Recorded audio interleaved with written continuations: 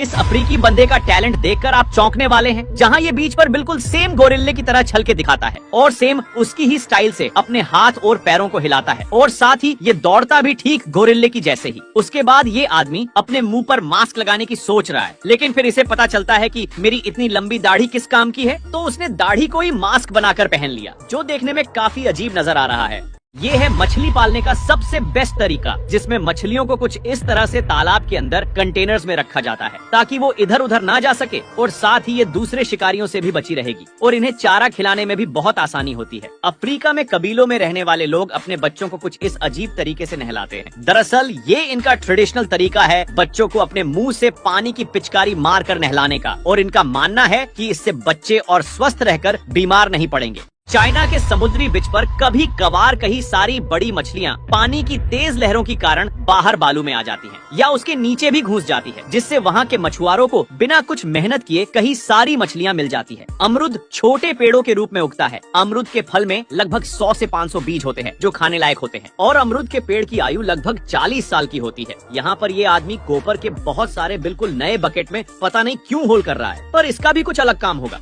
बड़ी बड़ी मिट्टी से बनी चीज को ट्रक में से उतारने के लिए ये काफी अच्छा जुगाड़ है, जहां जमीन पर गाड़ी का टायर रख दिया जाता है जिस पर उस चीज को पछाड़ा जाता है और इससे उस चीज को कोई नुकसान नहीं होता। जंगल में पेड़ों को इस एडवांस मशीन से कुछ ही सेकंड्स में बड़े से बड़े और लंबे पेड़ों को काटा जा सकता है और साथ ही ये मशीन उस पेड़ को 2-3 भाग में काट भी देगा। लेकिन ये मशीन मुझे तो बिल्कुल भी पसंद नहीं आई। साला रेंचो बड़ी सिंपल बात कहता था कि जिस काम में मजा आए वो काम करो, फिर काम नहीं खेल लगेगा।